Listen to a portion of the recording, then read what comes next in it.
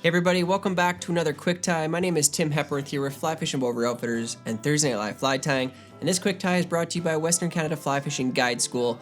If you have any questions about that or you'd like to look into it, you can see the website below and go check it out. Don't forget to like and subscribe to this video. Hit that little bell icon. It's going to notify you every time we have another video come up. It'll come straight to you.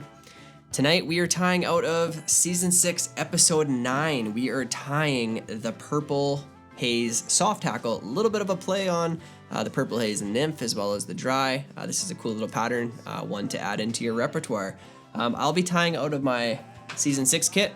If you've got one of these, you're just going to want to go in, grab the appropriate marked package that says Episode 9 on it. If you're tying out of our individual kits, nothing changes there. You've got all the materials that you're going to need for this fly as well. And if you aren't, or if you don't have any of our kits, that's fine too. Just head over to our website. The full fly recipe is there. You can still go through your materials and tie along with us anyways. Can't find the photo. Can't find the photo. What are you looking for? Photo.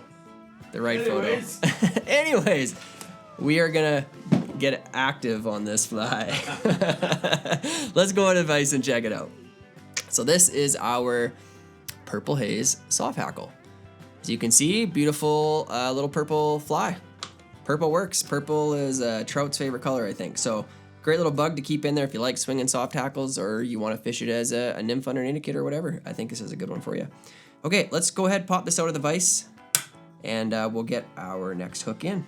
So this is a fairly small fly, so we don't have a lot of extra room for thread wraps or materials to build up. So just be careful when you're going through this fly that we don't want to overdo it at any point.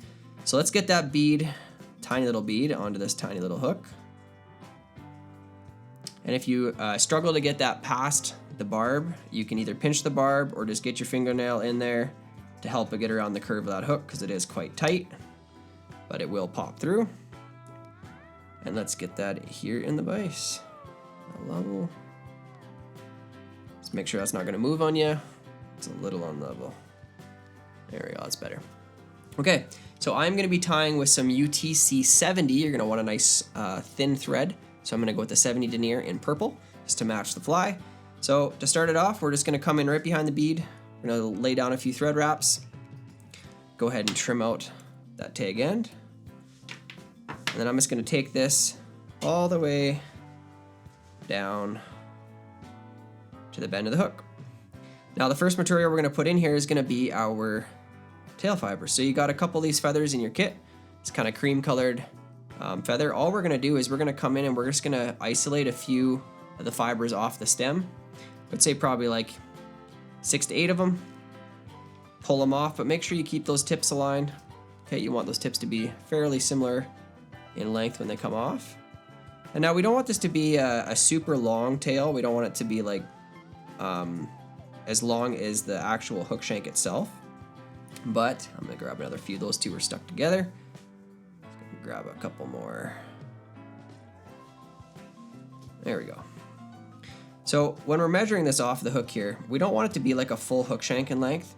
We want it to probably be about 3/4 of that. So hanging off the back, roughly this distance, about 3/4 of the hook shank. All I'm going to do is I'm going to switch hands here, and I'm going to gather that material with a gathering wrap. We want this to be right up on top of the hook shank. And then I'm just going to take a few wraps rearward, making sure that that's right up on top.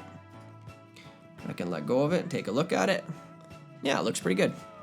So then what I do want to do is I'm going to take some thread wraps forward, up over top of this material, because the underbody of this fly is quite narrow.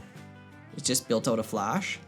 I'm not going to take it all the way to the front. I'm going to take it about 3/4 of the way, then come in and trim it out. It's time for a new pair of scissors. Those are getting a little dull. Come in here and just trim out any little pieces that are still there, and then we can just trap them down. Okay, so that should have left our thread back up behind the bead to where we want it.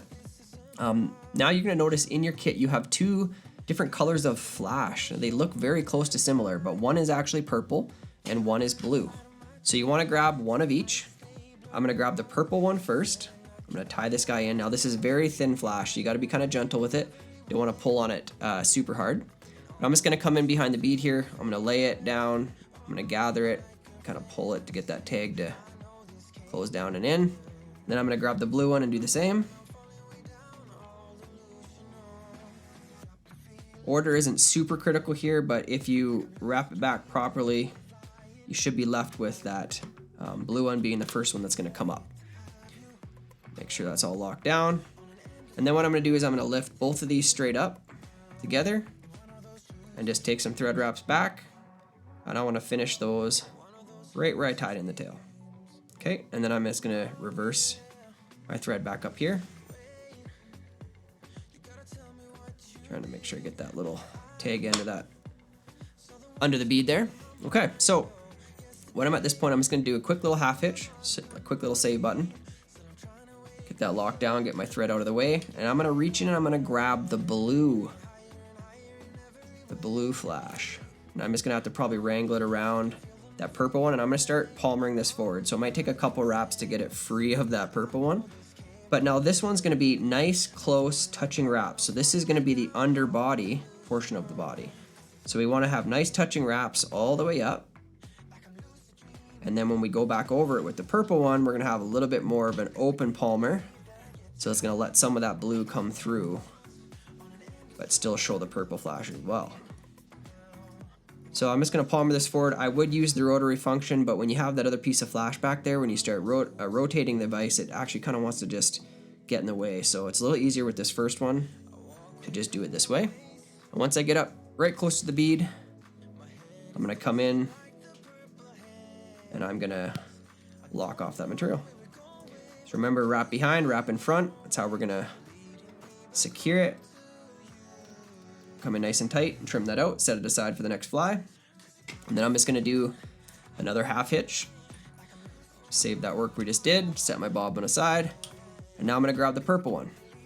And now this one, like I said, I'm gonna do a little bit more of an open palmer. So I wanna be able to see the blue coming through. You got this really kind of nice looking palmer forward, just like that. I'm gonna bring the thread back in again.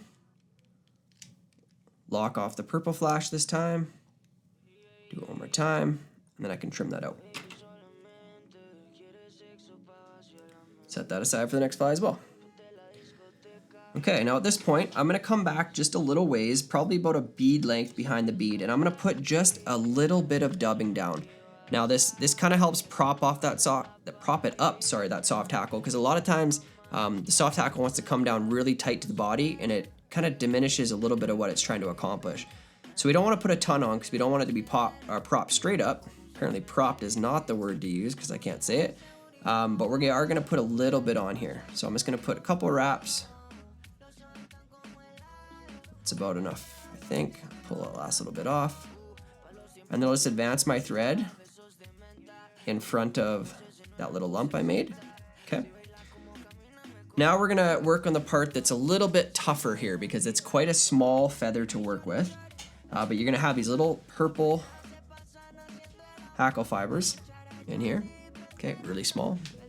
Now I'm gonna actually tie this in from the butt end. It's a little different than we normally would, but I like the fibers at the back are a little straighter than the ones that are up at the front here, so they're gonna sit a little nicer. So I'm gonna pull that little fluff that's at the back off, expose the stem, trim that so I still have a little bit of stem to work with, and I've left a little bit on there for that thread to grab. Now I wanna lay the underside, so the underside of the curve of that feather is gonna be the underside of the feather itself, and I wanna point that back down the fly. So I'm gonna come in, tie this in right behind that little lump we made, and then take a few thread wraps forward before I trim out that stem, just to make sure that it's nice and locked down.